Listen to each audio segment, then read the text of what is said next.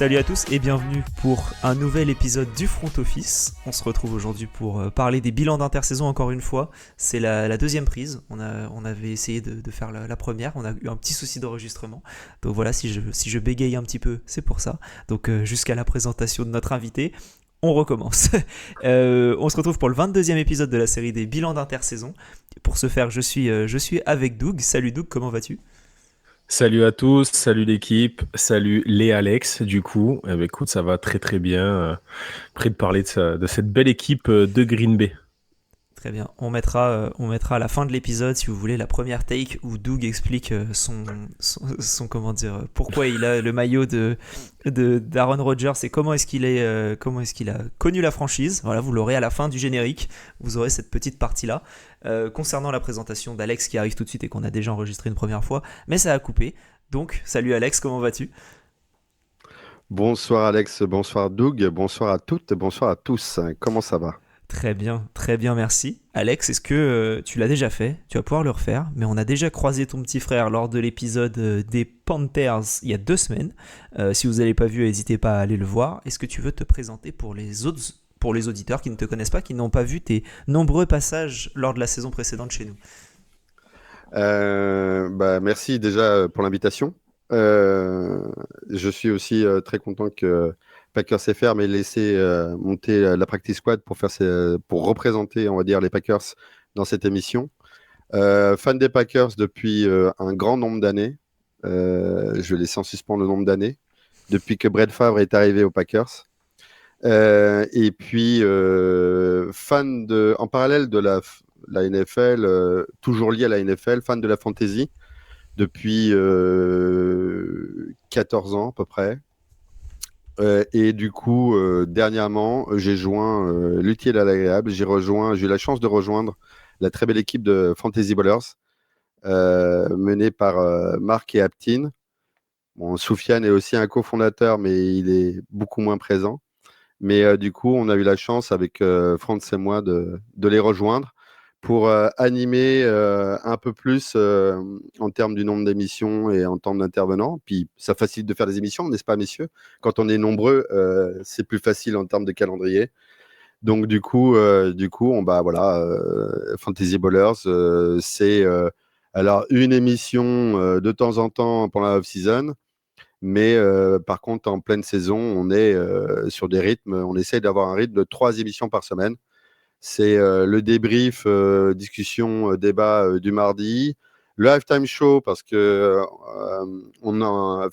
Fantasy Ballers organise je pense, le plus gros tournoi, un des plus gros tournois au monde de fantasy, puisque maintenant on est donc à 156 managers. On appelle ça donc le trophée Fantasy Ballers. Et on fait donc une émission, le halftime, à la fois pour parler des différentes ligues, des différents managers, mettre en avant les managers de fantasy. Et puis sinon, on fait live tweet le dimanche quand on peut, avant le kick-off. Donc ça, c'est pour la partie fantasy. Et puis sinon, donc comme je disais, Packers FR, podcast qui existe depuis maintenant j'ai un trou de mémoire, c'est avril 2021.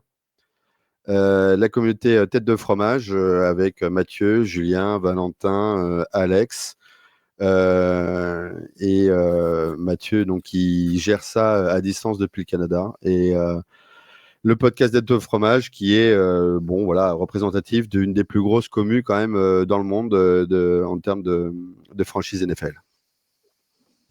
Top, une présentation exhaustive.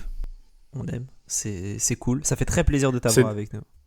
Il manque le Tipeee cette fois, tu l'as pas dit. Fais-toi plaisir. Ah ouais, bien joué. Merci à toi. Pour Fantasy Ballers, vu qu'on taffe, on passe du temps, merci de nous aider. Un petit 50 centimes, un petit 1 euro, 1,50 €, un ticket restaurant, une Rolex, ça passe, il n'y a pas de problème. On prend avec plaisir parce qu'on passe beaucoup de temps. Et en plus, là, dernièrement, Marc et Lucho font des articles. Ça bosse dur. Super. Bah, tu vois, moi, c'était la partie que j'avais pas eu quand ça avait coupé chez moi. Je n'avais pas eu la partie Tipeee. Donc, je suis très content, tu vois.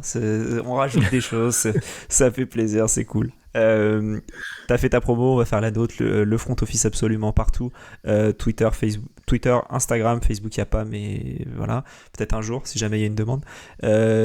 Donc, Twitter, Insta, Twitch, YouTube. YouTube, si vous voulez voir Doug avec ce magnifique t-shirt des Packers et faire beaucoup de captures d'écran pour le prochain match Tampa Bay, Green Bay, où on pourra dire c'est bon, il est là, il sera content quoi qu'il arrive. C'est un peu notre Elio. Si vous avez regardé l'épisode des Saints, Elio, c'est un peu ça avec les Saints et les Ravens.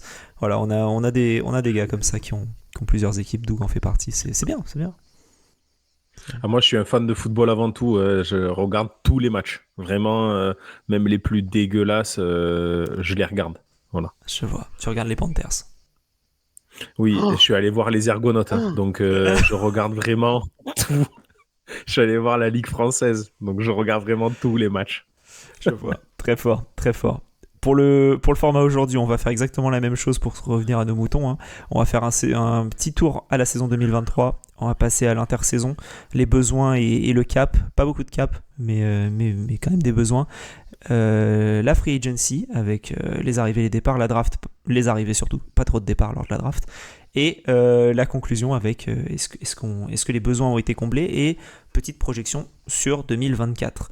Pour la saison 2023, vous avez fini en 9-8 et vous avez été en playoff, une victoire contre Dallas lors du wildcard round avant de perdre contre San Francisco lors du divisional round de 3 points. Donc je vais te laisser commencer parce que j'aime bien avoir l'avis un peu plus objectif au début et ensuite un avis un peu plus subjectif ensuite. Comment toi t'as vu la saison des Packers de l'extérieur? Pour le coup, on a vraiment, je trouve, une saison, on a vraiment 2 temps sur cette saison. Parce que si on prend le calendrier, ils gagnent 2 matchs sur leurs 7 premiers.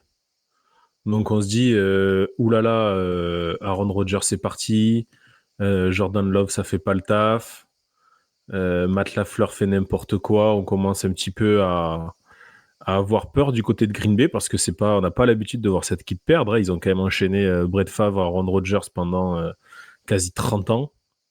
Donc, on se dit compliqué sur le début. Et derrière, par contre, ils ne perdent plus que, entre guillemets, 3 matchs sur tout le reste de la saison.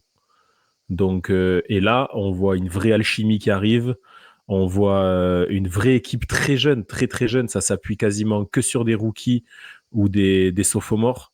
On est sur une équipe très très jeune. Ça distribue le ballon dans tous les sens. C'est bien simple, j'ai relevé quelque chose. Sur les 17 matchs, tu as 9 meilleurs receveurs différents. C'est énorme. Et ça va de... Tu as 3 receveurs, un running back, les 2 tight ends. Enfin, ça va dans tous les sens. Et on a vu vraiment Matt LaFleur qui, depuis qu'il était à Green Bay, moi, j'aime pas parler de génie offensif, de machin, des arbres des uns des autres, mais on voyait que c'était quelqu'un qui avait envie de mettre quelque chose en place et qu'il était peut-être un petit peu bridé par Aaron Rodgers. Alors, gros respect sur Aaron Rodgers, j'ai son nom sur le dos, il n'y a pas de souci. Mais bon, c'est vrai qu'il faisait un petit peu la pluie et le beau temps dans cette équipe. Et on voit que depuis qu'il est parti, Matt LaFleur a pu mettre son système en place, a pu mettre un jeu de course beaucoup plus efficient en place, notamment sur la deuxième partie de saison. Et ça marche, et chapeau à la fois à LaFleur, chapeau à Gutekunst qui a encore une nez creux. Il allait chercher Love. On se demandait qu'est-ce qu'il faisait. Il fait 2 ans, sa 3e année. 3e ou 4e? Je me rappelle jamais, j'arrive plus. Quelqu'un peut m'aiguiller là ou pas? 4e, il fait 3 ans. 3 ans derrière Rodgers. Et ouais, mais c'est peut-être comme ça que la recette fonctionne. Hein. On voit chez les Packers, ça a marché de laisser Rodgers derrière Favre. Là, ça marche de laisser Love derrière Rodgers. Chapeau bas, messieurs, vous connaissez très très bien votre boulot. Surtout au vu des deux premières années, notamment de Rodgers, quand Love arrive, c'est 2 MVP. C'est ça. C'est ça. Et ensuite, on a la saison avant qu'il parte aux Jets, où c'est un peu plus difficile, mais c'est quand même encore bon. Donc ouais, c'est tu te retrouves quand même avec deux top options. Et quand tu vois Love jouer cette année, tu te dis, ah ouais, ils avaient quand même une QB room folle. Et C'est en les plus, QB ils sont rooms pas. Pardon, c'est les QB rooms où tu regardes après, un peu comme les Patriots, quand ils avaient Garoppolo et Brady pendant un moment, on disait, putain, qu'est-ce qu'ils étaient forts. Et Et un Brissett. autre. Et Brissett, voilà, c'était Brissett qui me restait en tête. Donc, ouais, c'est ça, pardon, Doug, je t'ai coupé. Non, et en plus, ils font un bon coup parce qu'ils re-signent Love juste avant cette saison-là. Sur 2 ans, il me semble, à la base. C'est un Thunder. Ouais, mais c'est en fait 1 an. Mais là, on va avoir le gros contrat qui doit tomber. Voilà, pour le moment, il n'avait pas encore aucun Non, contrat. Ils n'avaient pas levé la c'est 5e année. Ils n'avaient rien fait. En fait, c'est comment on dit, j'ai plus le terme en anglais, mais en gros, c'est le contrat c'est maintenant ou jamais. Ok. Ça contract. Et maintenant, vu le résultat de cette année, je suis tout de suite balayé ce sujet-là en une phrase. En gros, c'est entre 45 et 50 millions l'année, quoi. Maintenant. Ouais, mais le risque, il n'est Facile. pas énorme. T'as Love, tu sais ce que ça vaut. Oui, oui. Bon, il n'y a qu'une année, hein, mais bon, après, je sais pas pour vous, mais moi, il n'y a qu'une année, hein, quand même. Hein. Bref. Moi, je mets pas 45-50 millions sur un mec qui a fait qu'une année, quoi. Enfin bon, après, chacun ses goûts, quoi. Ouais, mais lui, il fait une bonne année. Combien ils ont mis sur Oui, mais, non, mais Conan le justement, Barbare à Jacksonville? sur Ed Shoulder, mais 55 bah, pour Eden Schulters. ouais, c'est ça, 55. Avec Ouais. des années moyennas. Bah oui. Après, Voilà. après, je vais pas faire l'épisode des Jaguars, c'est pas mon problème. Même si j'aime beaucoup cette franchise. Non, mais en gros, tu as résumé, Doug. Globalement, je suis d'accord. Donc du coup, à quoi 80% de ce que tu as dit sur la saison. Il était évident que par rapport au poste, c'était dépendant de Love. Voilà, Rodgers est parti, on va voir ce que ça donne. On a enfin notre quarterback à lancer, qui n'avait fait que 2 matchs avant, qui n'avait démarré que 2 matchs avant. Donc, du coup, bon, bah, c'était l'énigme. Je tiens à te dire qu'on était tous pessimistes. Hein. Et la preuve, le début de saison nous montrait comme quoi on avait raison. Après, il y a une chose qui est très importante, qui, entre guillemets, est rassurante, c'est qu'on voit une progression. C'est-à-dire que Love n'est pas voilà, c'est pas un mec où tu te dis waouh, waouh, mais il y a une progression. C'est-à-dire que tu as dit voilà, la saison est en 2 temps, ce qui est carrément vrai. C'est-à-dire qu'en gros, après les Chargers, Green Bay était à 4-6, 4 victoires pour 6 défaites. Et en gros, les 5 premiers matchs, tu as 55% de réussite à la passe et les 5 derniers, c'était 63. Yards à la passe, c'était 216, c'est passé à 249. 8 TD, 6 interceptions, c'est passé à 8,4. Et le rating est passé de 77,3 à 89,8. Bon, c'est pas des ratings de dingo, mais on voit une progression. Et c'est là, en fait, ce qui est primordial, c'est cette progression-là par rapport à Love. Et du coup, évidemment, tous les joueurs et l'attaque avec. Parce que tu parlais de jeu de course. Il faut savoir quand même qu'on a fonctionné avec Aaron Jones quasiment 2 tiers de la saison sur une patte. Hein. Donc, et Jay Dillon, il pue du cul.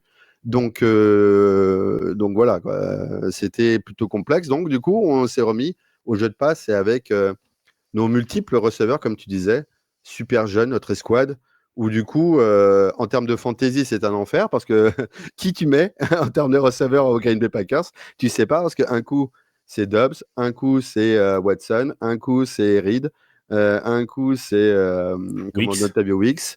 Tu as même eu en fin de saison Melton. Voilà. À cela, tu rajoutes 2 tight ends. Le premier, Musgrave. Pan, il se claque. Hop, on a un deuxième. Kraft. Bon, bah voilà. Au final, quand même, je tiens là où je mets le bémol par rapport à toi, c'est que on est des chatards, mais des gros chatards. Chatards déjà par rapport à trouver que Love puisse tenir quand même le rôle, parce qu'on est quand même trade up pour le prendre, et c'était pas un top prospect au moment de la draft.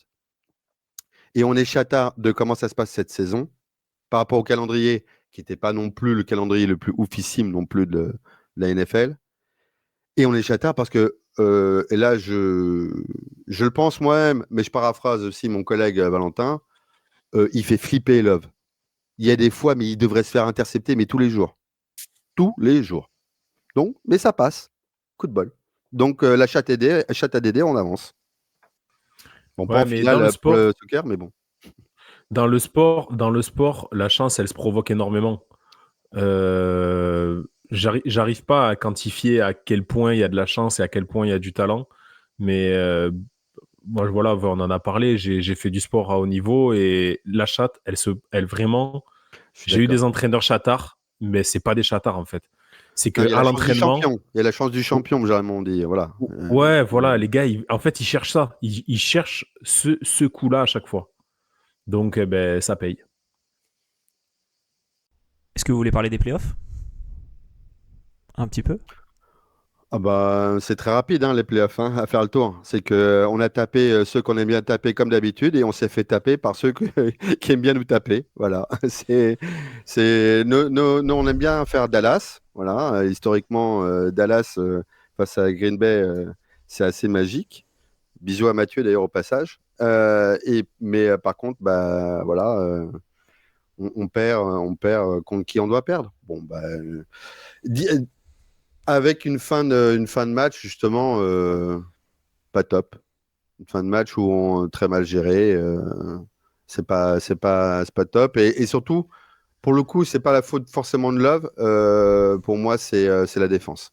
Mais on en parlera avec la Free Agency, justement. Ouais, mais c'est assez inhérent quand même à une équipe jeune. On voit, Et ben, voilà, pour le après. coup, Ah non, tu as les mais défauts de tes qualités. Là, c'est ça. sur cette fin de match, tu perds parce que tu manques un petit peu d'expérience.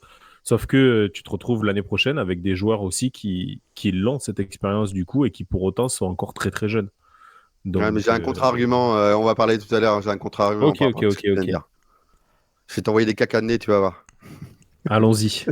Allons-y, partons sur la free agency pour et du moins sur enfin oui sur l'off season plutôt de manière générale. Vous aviez si mes souvenirs sont bons 13 millions oui c'est ça 13 millions de caps disponibles. Alex, quel besoin t'avais identifié pour cette off season free agency et draft confondus? Partout. Qu'est-ce que tu Très bien, très Partout, clair. partout en défense, partout. Euh, et, et en attaque surtout la ligne offensive. Voilà. Parce que la ligne offensive a été plus que compliquée ces 2 dernières années et un chantier permanent. Ouais. Donc, du coup, parce que c'était vraiment le jeu du Bonto, hein. Nous, la ligne offensive, c'est que voilà, ton guard, hop, je le mets avec le centre, machin, hop, il est où, mon left tackle, il est où, tac, tac, tac, tac, tac, tac, tac. Et puis pour finir, tu fais, ah merde, je l'ai pas, moi, j'ai pas de left tackle, j'ai plus personne, qu'est-ce qui se passe? Non, ça a été plus qu'un complexe. Donc, en défense partout et en attaque, ligne offensive. Doug, t'avais autre chose à remarquer ou globalement c'était ça aussi? Non, non, globalement, c'est ça. Après, moi, pour le coup, je vais être un petit peu plus sympa sur la défense. Je trouve le front seven assez performant. Un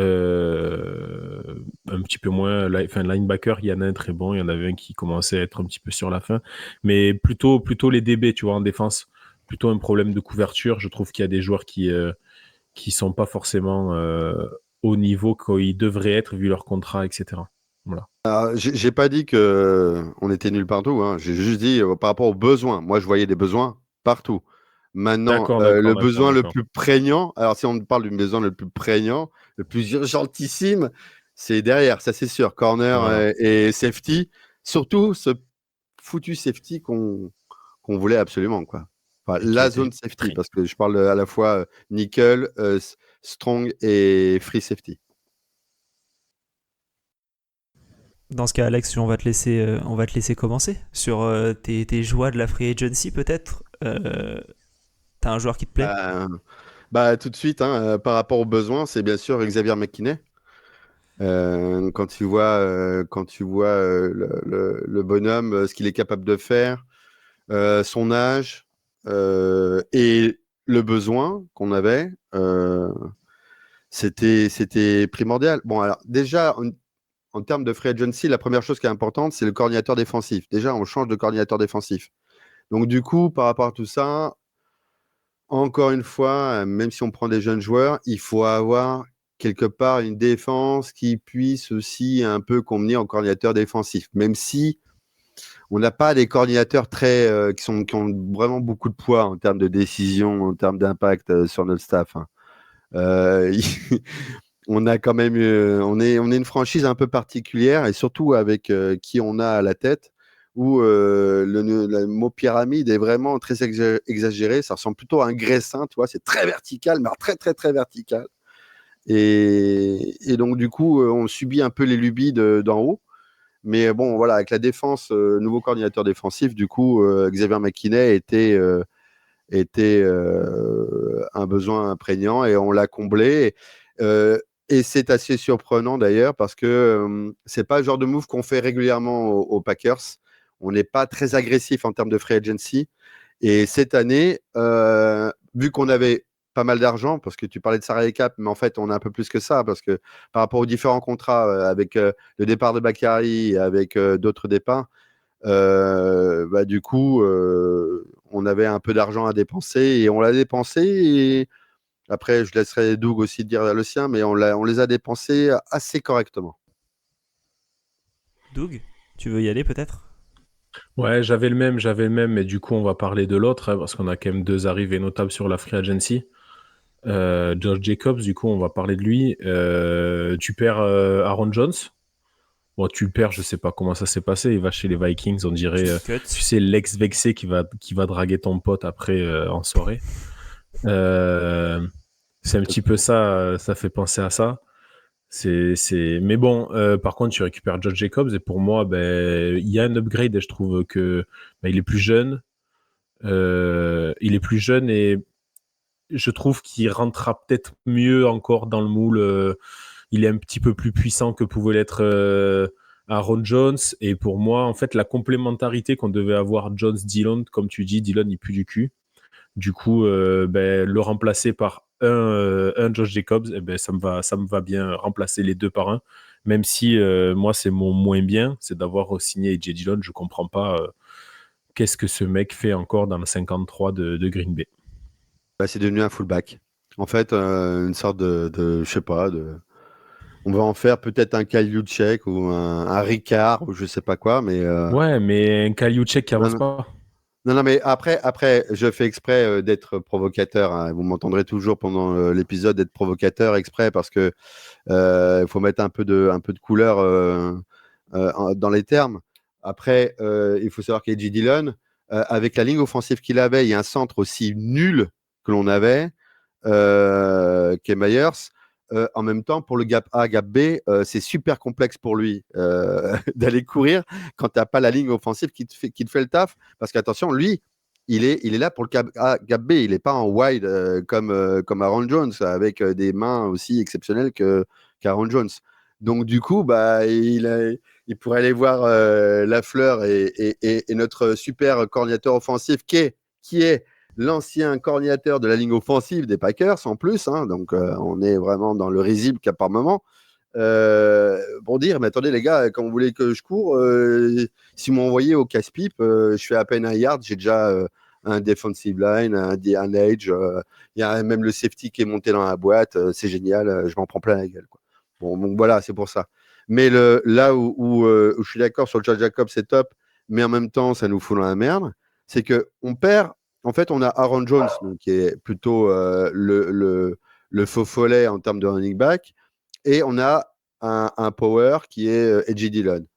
On perd Aaron Jones, on récupère Josh Jacobs, qui est plus dans la veine d'un power qu'un Aaron Jones. Du coup, qu'est-ce qu'on fait? Eh ben merde, ça veut dire forcément à la draft qu'on va devoir drafter un running back, ce qui n'était pas nécessaire. Surtout en plus au prix où il a signé Aaron Jones aux Vikings, parce que Goot, hein, lui aussi, il fait ça mijorer de temps en temps. Il lui dit non, non, moi je te file pas le pognon. Il va chez les Vikings pour, je pense, le même tarif que ce qu'on lui avait proposé. C'était Oui. 7 millions Exprès. par Vikings. Ouais. Ça se trouve peut-être qu'on lui avait proposé 8 et puis qu'il en demandait 12 et puis qu'il n'était pas content et qu'il est parti chez les Vikings en nous faisant un WAD. Mais bon, eh ben moi, par contre, tu m'aurais dit on prend AJ Dillon il va, je sais pas ce qu'il va faire, mais il va quelque part. Il va soigner ses quads, la quadzilla, il va ailleurs. Et on a par contre Aaron Jones et Josh Jacobs. Là, c'est plus la même, quoi. Et t'as le Ouais, même mais prix. peut-être Hein. qu'il a pas voulu. Non, mais après, On il a peut pas pas voulu. reprocher. Tu Oui, peux pas oui. reprocher à Gunther de ne pas avoir signé le mec Non, au mais même prix que ce qu'il lui proposait. Gutekunst, il était juste en flip que Aaron Jones se claque définitivement sur le terrain. C'est aussi Ça pour aussi, ça. c'est aussi Voilà, une chose possibilité. que je peux comprendre, chose que je peux comprendre, justement, au vu de la saison, je peux comprendre. Voilà. Vas-y, à toi, Alex.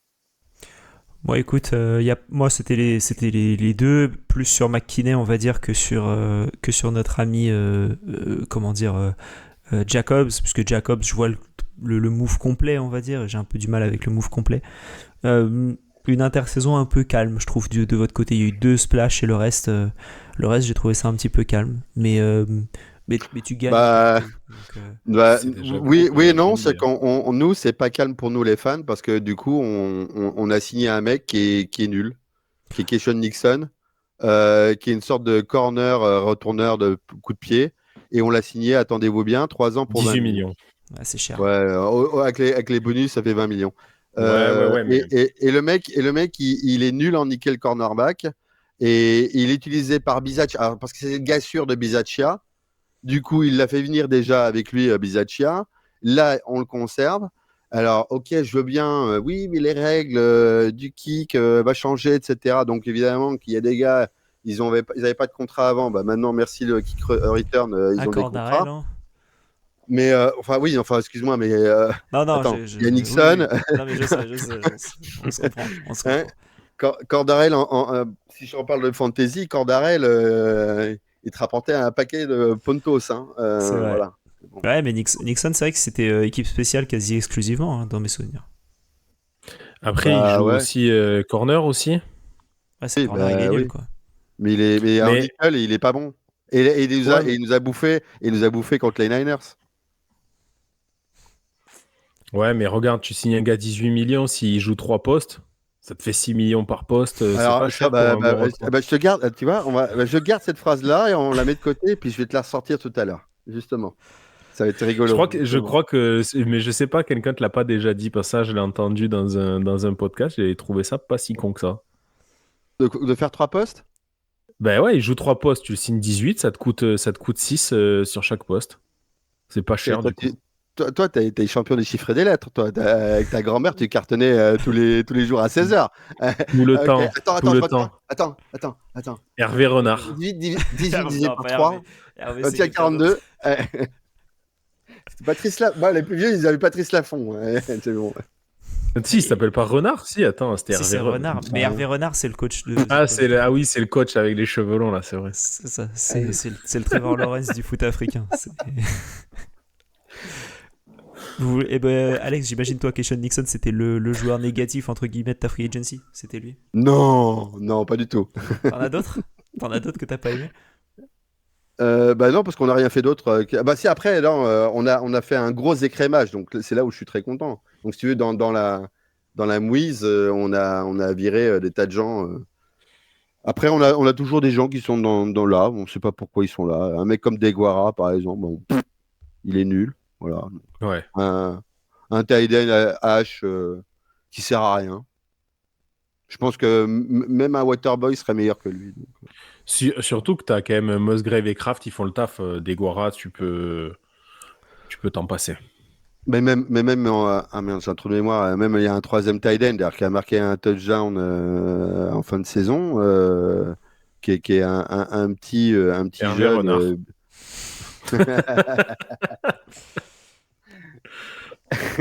Bref, non, mais voilà. Non, mais il est nul au bloc, comme tu dis, il est nul au bloc, etc. Bref. Doug, est-ce que toi, t'as un joueur toi de ton côté ou t'es pas content de j'ai parlé, c'est la re-signature de Dillon. Hein. Ouais, c'est ça. Je comprends pas. Ouais, j'en ai parlé. Ouais, je suis d'accord avec toi. Moi, Dillon, c'était vraiment le move incompréhensible. Et encore une fois, comme Alex disait, au niveau du fit avec Jacobs, j'y crois absolument pas.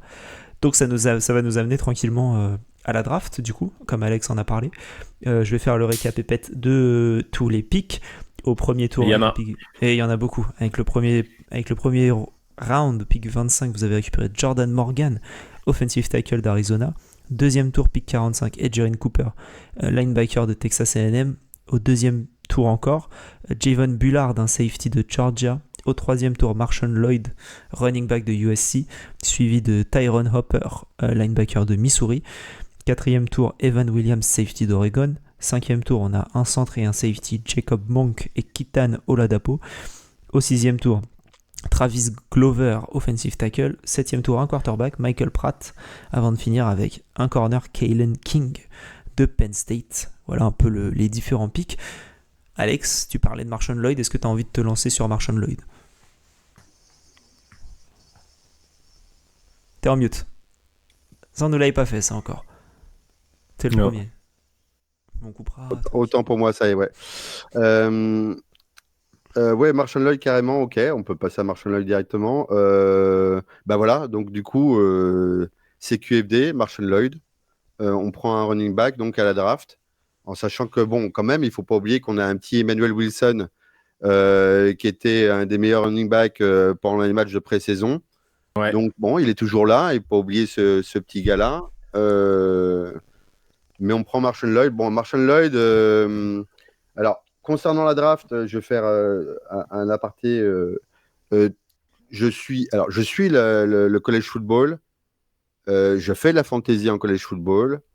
Je mate des matchs en college football. Maintenant, au sein des Packers FR et de la communauté, il y a les poteaux de Trick Play Podcast et les fiches qui sont bien plus éloquentes en termes de paraphrase que moi. Donc, concernant Marshawn Lloyd, je vous invite à aller voir la fiche qu'a faite Valentin sur lui ou d'écouter le podcast des Packers, des têtes de fromage à ce sujet.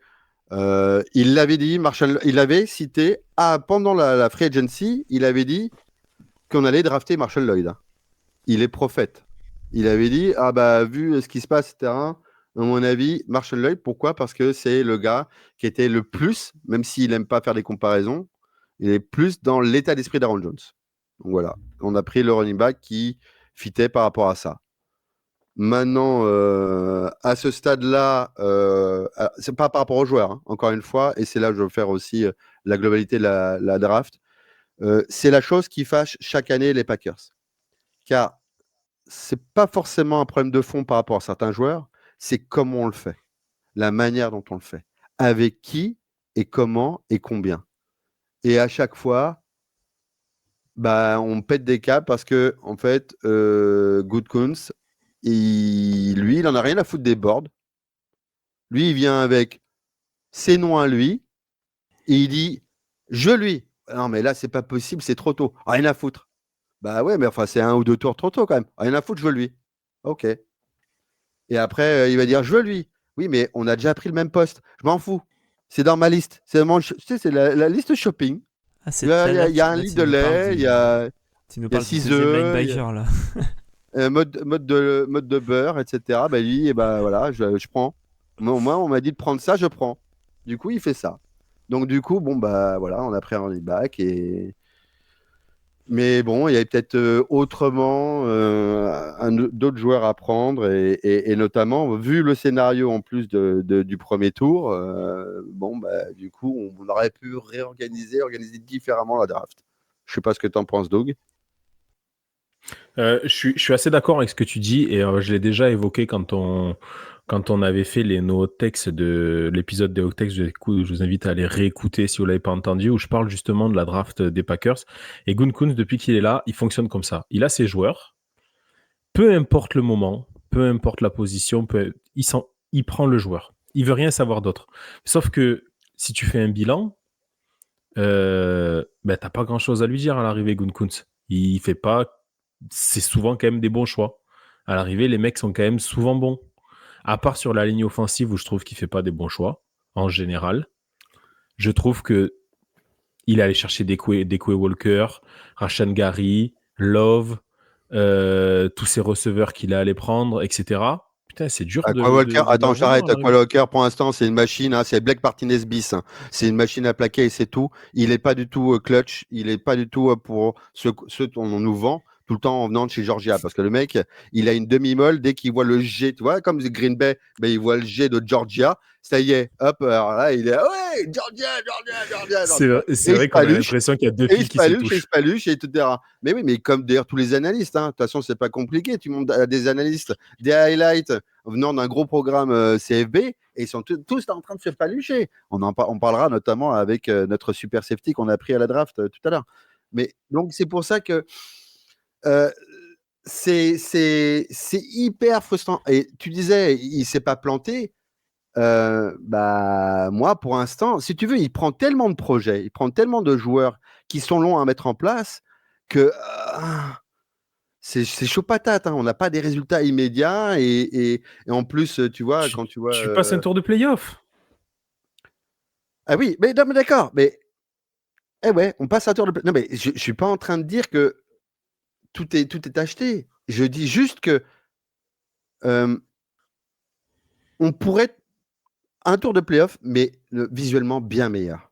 Et notamment en termes de draft. Mais même chez vous, mais même chez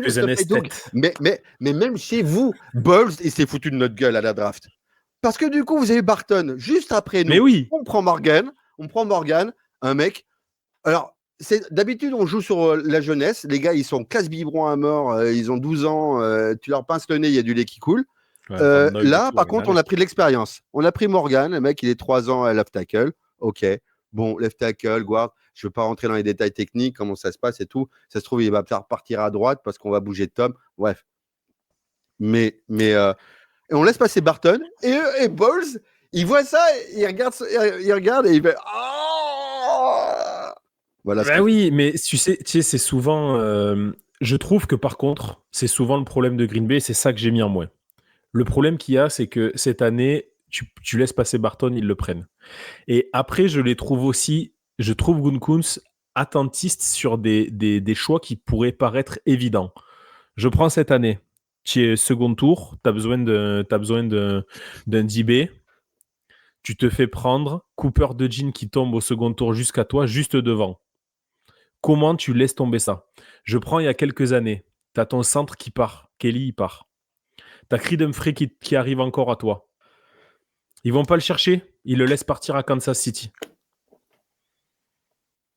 Et c'est tout le temps comme ça. Et ça, on peut le reprocher à Gutekunst. C'est que le mec, là, tu as 11 choix de draft. Putain, monte quelque chose. Va chercher Cooper DeJean. C'est exactement le joueur dont tu as besoin. Non, mais on a 1 milliard de pics. On a entassé, je vais résumer parce que je ne vais pas rentrer dans les détails de chaque joueur parce qu'on va les nommer, mais en gros, c'est la philosophie, la draft. Et une draft, c'est par philosophie. C'est là où on voit l'intelligence. Quand tu vois comment les Ravens draft, quand tu vois comment les Eagles draft, mais non d'une pipe, quand est-ce qu'on va apprendre? L'histoire, c'est quoi la définition de l'histoire avec un grand H? C'est savoir tenir compte du passé pour ne pas être amené à le répéter. Mais bordel, qu'on tienne compte de l'histoire de nos putains de drafts, non. Nous, on fait pareil. On a cumulé 4 receveurs cette année. Là, on va accumuler 4 tight ends. Et puis cette année, on va faire quoi? On va accumuler 4 safety. Parce qu'on prend McKinney, mais en plus, on bazarde à gogo des safety, où en plus, on ne sait pas trop s'ils sont linebackers, safety, bon bref. Mais pourquoi? Et dans ce cas-là, et c'est là que je vais ressortir ta phrase de tout à l'heure. Ah oui, c'est bien, mais ils sont jeunes. On va se retrouver à avoir des putains de casse-tête avec les contrats. Parce qu'ils vont être tous arrivés à fin de contrat en même temps, parce qu'on prend tous des joueurs à des mêmes postes avec la même échéance. Donc, sur les mêmes postes, on va se retrouver à dire « Ah merde, qu'est-ce qu'on fait ?» Mais tu garderas les meilleurs. Non, mais c'est pas possible. Enfin, d'ailleurs, de toute façon, il balance la patate chaude parce qu'en plus, nous, politiquement parlant, on a nommé un nouveau CEO. Est-ce qu'on va avoir toujours la même façon de faire par la suite à partir de 2025? Mais bon, bref, ça va quoi. Et donc, justement, Roseman et les Eagles, ils ont fait les bandes de nazes Packers, Cooper des gens, merci. Et en plus, eux, ils font coup double en termes de corner, en termes de backfield défensif. Quinnon Mitchell et Cooper de gens. Nous, on avait même, à la rigueur, on serait descendu. On aurait pu prendre un Raquestro ou quoi que ce soit. Mais non. Non, nous, on fait. En plus, on trade back, du coup, comme on se fait en papaouté, encore une fois, comme Dion Branch, comme ce qui s'est passé avec les Detroit Lions, etc. Pas de problème, comme d'hab. hein, parce que ça nous est déjà arrivé plein de fois. Hein. On trade back et on arrive à prendre Jaren Cooper, oui, qui est le joueur qu'il fallait, qui est super profil, etc., avec Trotter, qui faisait partie. Mais putain, là aussi, on est chatard qu'il soit encore là. On trade back, mais on serre les fesses. Alors, on a les fesses qui font bravo en espérant qu'ils soient encore là. Non, mais... Bref, voilà. Et B, t'as envie de parler de Captain Morgan ou du joueur en lui-même ou... Non, mais si tu veux, après sur la draft en eux-mêmes, si tu veux, il y a des bons joueurs, il y a des joueurs qui sont nuls. Voilà. Il y a des joueurs où je ne m'exprimerai pas. Donc Javon Bullard, t'en parleras pas visiblement. C'est un mec de estampillé de Georgia. Javon Bullard, ouais, c'est l'éternel problème de Georgia, quoi. Voilà. Moi, personnellement, encore une fois, Javon Bullard, j'ai rien contre lui. Hein, je le connais pas, ce jeune homme. Mais par rapport à où, quand, comment, comme on disait, une bonne draft, bah, il y avait d'autres personnes à prendre. Hein. Je suis désolé. Hein, comment il s'appelle On peut parler de Cole Bishop, par exemple. Hein. Cole Bishop, il était à notre portée. Hein. Ah bah, il est Cole Bishop. Il va au Bills. Hein. Oh mince alors ils ont perdu Jordan Poyer. Oh, bah, qu'est-ce qu'ils font? Ils prennent Cole Bishop. Ils revoient un peu leur backfield. Ah, tu vois, eux, ils réfléchissent un minimum et ils se disent mais Cole Bishop, il est encore là.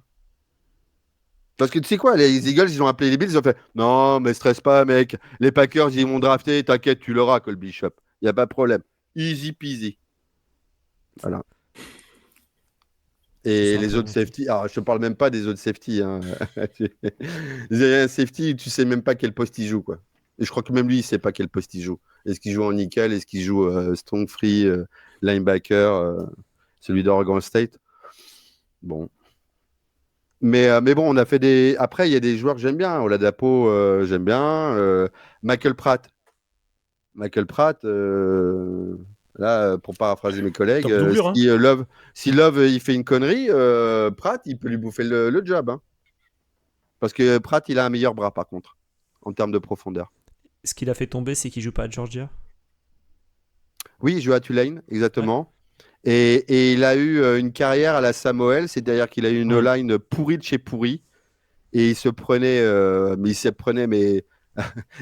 pour faire un jeu de mots avec Tulane, des vagues de sacs. Et il n'y a que la dernière saison où il a pu tenir. Mais il a un cœur gros comme ça. Hein. Il a un mental de ouf, le mec. Hein. Pour se prendre toute sa carrière universitaire comme ça, non. Mais... Et je ne parlerai certainement pas du dernier pick de la draft. Pourquoi? J'ai dit que j'en parlerai pas. Ok, très bien. Je parle pas. Tu peux le redonner? Tu peux le donner, toi? Kellen King. Ah putain, les Kings, ça réussit pas trop. Kellen King de Penn State. Comme dirait Ryan TTP, l'un des plus gros golemons de CFB, quoi. Voilà. Bon, pas grave. Vraiment. Doug, est-ce que tu as quelque chose à rajouter, toi, sur cette draft? Non, c'est très très bien. J'aime beaucoup la tournure qu'a pris cette émission. Et non, c'est bon, tout a été dit. Toi, c'était toi qui aimais bien Jaren Cooper dans... Ouais, carrément. Moi, Jaren Cooper, je trouve que vraiment aller le chercher, c'est le meilleur linebacker de la QV. Pour le coup, c'est une très très belle prise. Et moi, j'aime bien que Walker, c'est quand même une machine à plaquer, etc. Ça sera pas le leader, ça sera pas le cerveau du truc. Ouais, mais si tu mets Jaren Cooper à côté, ça me va très bien. Il va faire le taf. Après, il faut pas qu'il se fasse exclure comme il a fait. Théoriquement, pour moi, c'est celui qui a l'expérience en NFL qui doit être leader. C'est pas le rookie qui doit arriver. Hein. Bon. Ça, c'est pas vrai. T'as des mecs comme ça sur des terrains. C'est des bouchers et il t'en faut des bouchers. Les gars, ils réfléchissent pas du tout. Si tu les laisses faire, c'est n'importe quoi. Les trois, ils ont très bien su drafter comme ça, d'ailleurs. Des trois, d'ailleurs, leur linebacker, leur edge, ils ont pris comme ça, justement, les gars. À peine rookie, ils arrivent et ils démontent tout. Bah, ouais. Mais bon. Donc, les deux font la paire pour moi. Vraiment, ça me plaît beaucoup et j'ai hâte de les voir tous les deux en même temps sur le terrain. Très bien. Bon, on va pouvoir passer tranquillement à la saison 2024. Avant ça, Alex, est-ce que tu as dit qu'il y avait des besoins sur tous les postes? Il y avait des besoins partout. Est-ce que tu sors de cette free agency en étant un peu plus confiant sur ton équipe? Alors, free agency et draft, on va dire qu'il y a un truc où ça ne me va pas du tout, c'est au niveau de la ligne défensive. Devant, on est très faiblard. Bon, franchement, pour moi, il y avait besoin de renfort. Alors, pas forcément avec la free agency, mais en tout cas, je pense à draft. Plutôt que prendre certains bouffons qu'on a pris, il y avait moyen de faire deux. Donc, du coup, bon, parce que Gary, on le fait jouer 50% du temps. Ouais. Bon, ok. Et Smith. après, bon, bah, Preston Smith, il y a les années avec, les années sans. Ça dépend où il en est avec son contrat. Puis il est un peu vieillissant aussi, donc. On va voir ce que va faire Davante Wyatt. On va voir si cette année. Ouais, non, mais alors, voilà, voilà, ça y est, tout de suite, t'es bien vulgaire. T'as prononcé Davante Wyatt, un mec de Georgia. Tu m'as craché au visage, j'aime pas ça, Doug. Non, mais c'est pas possible. Davante Wyatt, moi je veux bien, mais encore faut-il qu'il soit là, quoi. Qui le cerveau en plus, qu'il soit bien en place, le cerveau. Parce que en termes de bêtises, il en a fait quelques-unes. Ah oui, Et c'est vrai notamment que- avec quelques bournifles par-ci par-là en flag. Donc bon, on va voir. Petite question, moi, sur Lucas Van Ness, qui a été pris au 13e Ouais. pick de la draft précédente. Alex, t'en penses quoi de ce joueur? Bah, c'était dans la classe biberon justement l'année dernière où c'était que des joueurs projets. Ok. Donc Hercule, pour l'instant c'est Hercule Minus, le marchand d'amphores, pour répéter Astérix Obélix. Après, est-ce que ça sera vraiment le dieu Hercule? On verra. Il y a un progrès, on l'a vu faire quelques actions cette année. Mm. Mais bon, faut. Et après, en plus, pour que tu fasses progresser un joueur, il faut que tu aies le staff avec.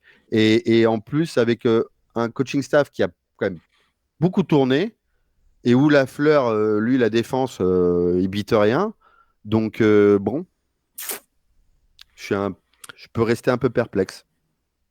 C'est vrai. Après Van Ness, il y a vraiment un physique qui est incroyable. Alors, et ouais, mais c'est important. Ouais, bon, Je te on vois n'est pas là lever pour les faire un remake bras. de Sylvester Stallone over the top, quoi. C'est Mais, bon. et pourquoi pas? Tu as déjà vu Non, des mais types que il y a pas de oui, mais des hommes soja, t'en as pas là sur le terrain. C'est que des non, mais monstres, je les suis gars. d'accord. Mais enfin, tu es d'accord avec moi que le race ne fait pas tout sur le terrain. C'est pas parce que tu Après, là as où je des suis gars avec d'accord, un c'est que quand super tu vas le race. chercher premier tour, c'est abusé. Voilà. Ouais, Mais c'est la ouais, philosophie c'est Gunkens. ça. C'est je veux Oui, ce mais oui, joueur-là, je le prends. Sauf que oui, c'est même pas pour l'année d'après, c'est pour on va commencer à le voir cette année parce que tu oui, mais as tu vois, la Campbell qui est différence aux parti. Eagles, c'est que les Eagles, ils font ça, mais ils ont une équipe en place. Vraiment. Eh oui, mais Bon. Parce que justement, tout passe par les lignes avec Howie Roseman, en ligne offensive et en ligne défensive. Ils prennent peut-être aussi des joueurs de Georgia, mais en même temps, il y a une rotation, puis il y a des gars balèzes, et puis il y a Graham, et puis il y a Cox, et puis il y a quasiment des Hall of Famers, quoi, enfin, qui sont là, ou en ligne offensive, avec Jason Mm. Kelsey, quoi que ce soit. Nous, on prend, mais on réfléchit pas, un, de ce que l'on Mais a, pourquoi et t'as pas deux, de gardé comment ça Zedarius va être Smith en termes de alors? contrat. Hein? À garder un des Smith, pourquoi tu gardes pas Ah, Zedarius alors? parce qu'il a, lui, il a été gourmand en termes de contrat. Et nous, on paye pas. Non, on paye pas.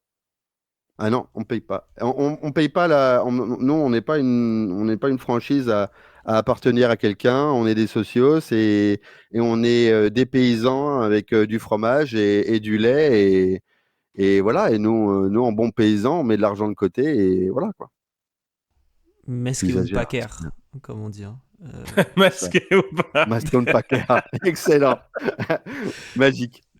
Je comprends totalement. Du coup, t'es pas trop confiant, je comprends, sur la ligne offensive, Non, c'est sur la pas que ligne je suis pas trop défensive. confiant. C'est juste que tu veux progresser, tu veux des renforts, tu veux que ça soit et qu'il y ait un schéma logique, quoi. Bon, bah Mm. voilà. Donc, tu partages cet avis, j'imagine. Ouais. Les lignes font peur un peu à Green Bay.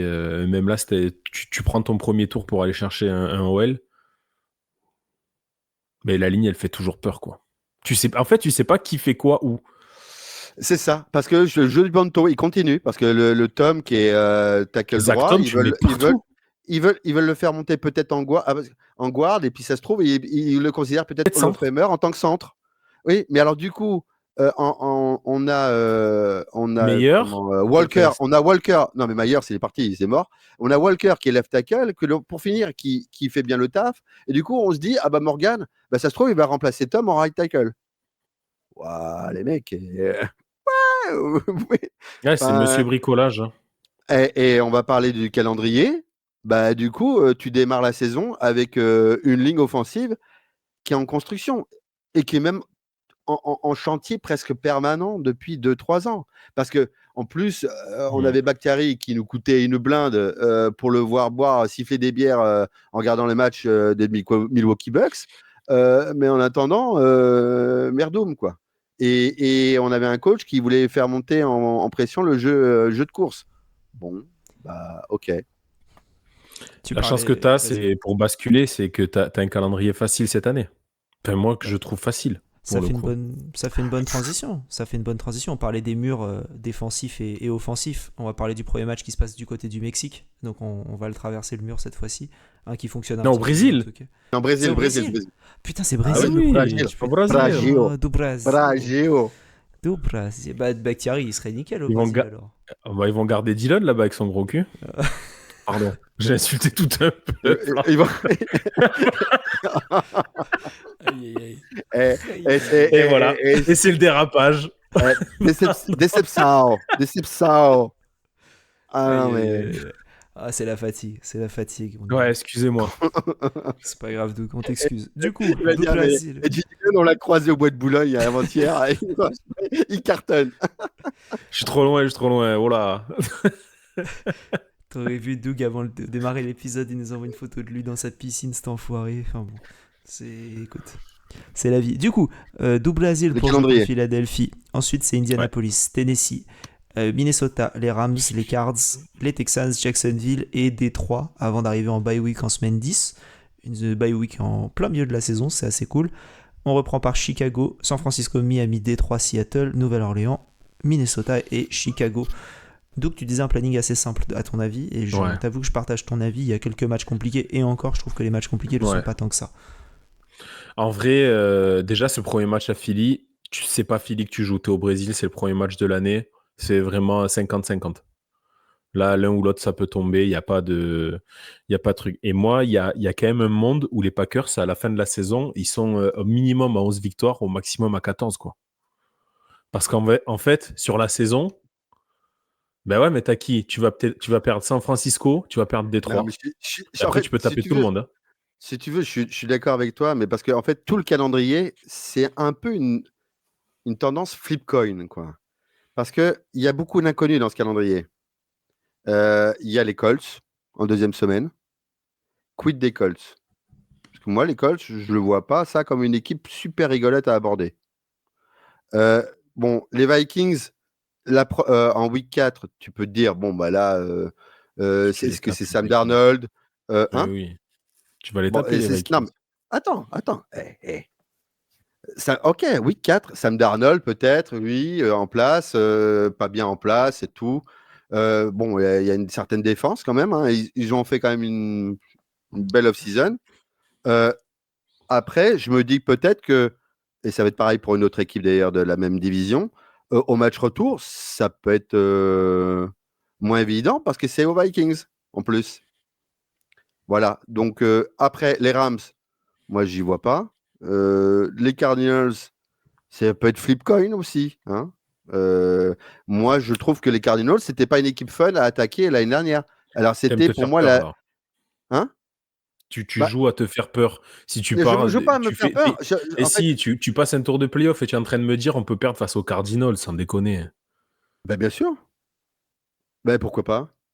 Excuse-moi, mais les Cardinals, ils tapent qui l'année dernière? Des gains. Hein? Des gains, tu plaisantes? On a fait l'épisode justement, on a fait l'épisode qui est sorti il y a 4 jours. Au moment où vous écoutez Ils ont fait les Eagles aussi, hein. Ils ont fait des belles victoires. Ils ont battu Falcons, je sais plus qui d'autre à la fin, mais ouais, c'était les Eagles. Ils font mal les 4. C'était pas une équipe drôle à côtoyer. Alors, c'était pour moi la meilleure équipe des losers. Mais bon. Et après, bon, il y a Houston. Alors, toi, il y a ton chouchou, Head and Shoulder de Jacksonville qu'on rencontre. Bon, pour toi, c'est évident, c'est victoire. Ok, c'est à Jacksonville. Bon. Les Lions, bon. Les San Francisco 49ers, ok, je suis d'accord. Hein. Après, les Bears, c'est comme les Vikings. Ok, au début, je veux bien. Alors, le premier match, par contre, c'est là-bas. C'est à Chicago. Donc, c'est pour ça qu'à la rigueur, on peut peut-être avoir 2 victoires contre les Bears. Parce que... Eh oui. Mais bon, la première fois qu'on rencontre les Bears, c'est en week 11. Donc, ils ont le temps de se mettre un peu en place. Moi, alors les Bears, c'est l'épisode précédent, hein, c'est ça, si je dis pas de bêtises. Hein. Ouais, avec, C'est le dernier. ouais. Avec C'est le- Anto, avec, j'en parlais. C'est le dernier qui est sorti au moment où on enregistre cet épisode. mais Moi, sinon, les il y en a Bears, 2 autres entre-temps. si les Bears ils gagnent plus de 6 matchs cette année, Non, mais je suis d'accord. Mais enfin, bon, et ça sera pas dois-je contre te... Packers. Ouais, d'accord. Mais enfin, dois-je te rappeler quand même qu'on a perdu quand même de manière assez moche sur certaines équipes qui sont, toi. Et dois-je te rappeler le match contre les Panthers des Green Bay Packers. Bon, Oui. bah, je veux dire, il n'y a pas de quoi faire le fier. Donc, non. Non, moi, mais je suis tu pas, vois, si tu veux, moi je je suis suis pas plutôt confiant défaitiste, hein, je pour suis le pas coup. Hein. optimiste. C'est juste que je suis à la rigueur réaliste, mais réaliste par rapport aux données que j'ai. Parce qu'évidemment, on est le 11 juillet. Bon, il y a les camps. On se base sur l'année dernière. Il y a eu des free agency, il y a eu des nouveaux joueurs. Ouais. Bon, ben, c'est Moi, comme si tu veux. Ouais, dis-moi. Si tu veux, je me base sur la saison dernière, ce que j'ai vu, et j'ai vu une équipe qui est montée au niveau, qui a progressé, et qui, Oui, mais il y a qui en peut-être fin d'autres d'année personnes était qui vont confiante. progresser aussi. Ouais, mais t'es déjà Bah, devant. Sur la fin de saison, je suis désolé. Inch'Allah. T'as qui devant toi? Inch'Allah. Sur la fin de saison, t'as Détroit et San Francisco devant toi, c'est tout. C'est les deux qui étaient en finale de conférence, t'as personne d'autre. Hein. Moi, je me méfie par exemple voilà, de certaines équipes en national. Bon, je sais pas. On va voir. Très bien. Alex, tu dirais quoi du coup en termes de bilan? Tu donnerais quoi si tu devais faire une petite estimation comme ça? Moi, j'avais dit 11-6 grand max. Et toi, Doug? Parce qu'il y a des matchs où on va être pardon. de travers. Vas-y. Donc, Doug, il a dit 14 max. Moi, j'étais entre 11 et 14, donc allez, j'en donne 12 parce que je suis superstitieux. Mais je ne veux pas vous donner 13. Voilà. 12-5. Moi, je suis à 10 en faisant le. Voilà. Tu vois? Je suis à 10 environ. Après, Tu vois, Doug, il y a quelqu'un de sensé, pareil. non, mais Voilà. les matchs coin toss, j'en mets 1 sur 2, quoi, on va dire. Donc, du Ouais, coup, c'est ça. forcément, par exemple, les matchs contre Seattle, contre Miami, contre Indianapolis, comme tu as dit, contre Houston. En fait, là, pour moi, c'est 4 matchs où c'est des coin toss et un peu plus. Attends, Indianapolis, Indy, ils n'auront pas récupéré Richardson normalement sur les premiers matchs. Il y a peu de chances qu'ils jouent, si j'ai bien compris. Ouais. S'ils jouent avec Joe Flacco, du coup. C'est vrai que c'est Joe Flacco. Ouais, mais voilà. Ils jouent avec Joe Flacco, mais sur un système qui n'est pas fait pour Joe Flacco. Mec. Ouais, mais Joe Flacco avec un système qui n'est pas fait pour Joe Flacco, avec une équipe qui n'est pas fait pour Joe Flacco autour. Hein. Parce que les mecs, c'est pas parce qu'ils prennent Joe Flacco sur 3 matchs au début qu'ils vont mettre en place. Et Joe Flacco, il peut ils ont des receveurs maintenant. Ouais, mais avec Richardson, Adonai Mitchell, c'est pas un manchot non plus. Hein. Ah ben, je suis d'accord. Moi, Adonai Mitchell, je comprends pas qu'il soit tombé après le premier tour, donc mais bon. Ah, ça. Enfin, il y avait du monde aussi. À un moment donné, il faut, tu vois, il y a que 32 équipes et faut les caser les joueurs. Donc bon. C'est vrai. Mais bon. Bah très bien. Est-ce qu'il y a autre chose, les gars, que vous voulez rajouter sur cet épisode? Oui. Doug, crée un compte, putain, sur Twitter. Tu nous fais chier. Non. Si. J'ai rien à foutre quand t'es banni ou quoi que ce soit. Tu te démerdes.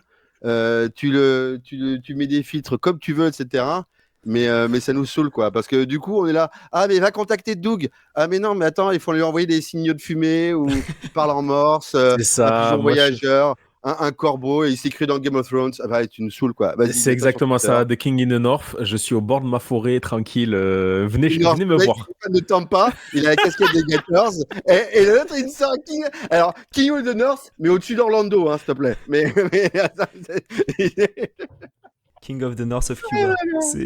Ouais, voilà. Ça, ouais. Le nord. À l'échelle, Ushuaia, tu vois, Ushuaia, c'est juste en dessous. Voilà. Trop de taxes dans le nord des États-Unis, désolé.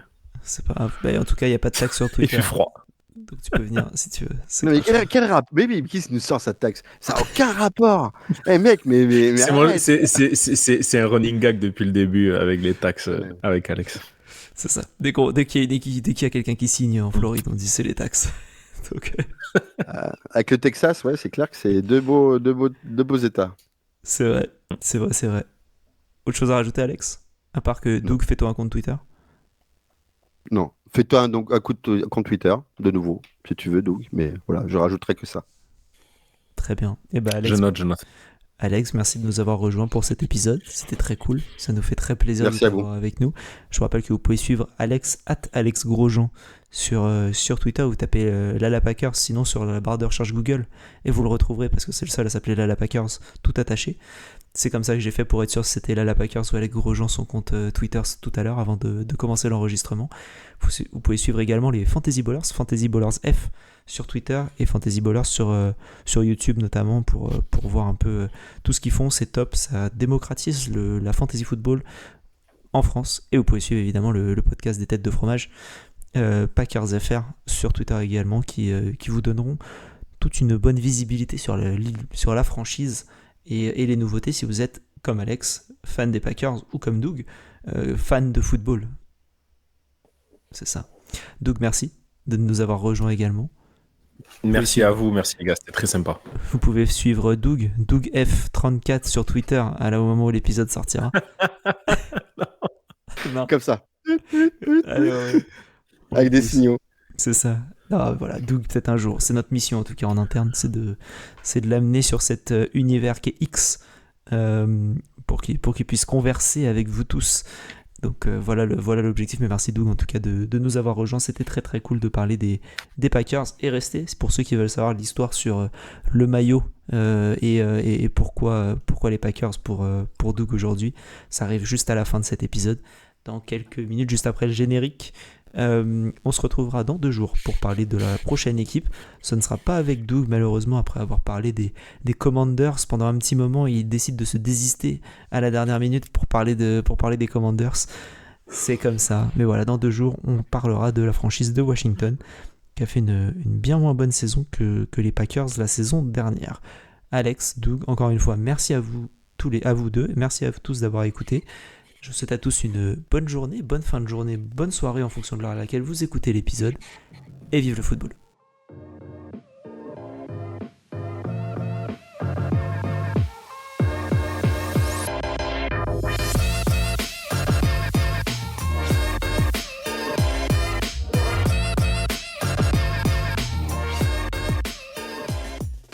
Ça va très bien. Très très chaud. Dès qu'il faut parler d'équipe avec des B, je suis là. Et j'ai le maillot. Le Voilà. Green Bay du coup, hein, et Tampa Bay. Dès qu'il y a une baie, t'es là Green en fait. Bay, Tampa Bay, je suis là. Voilà. Okay.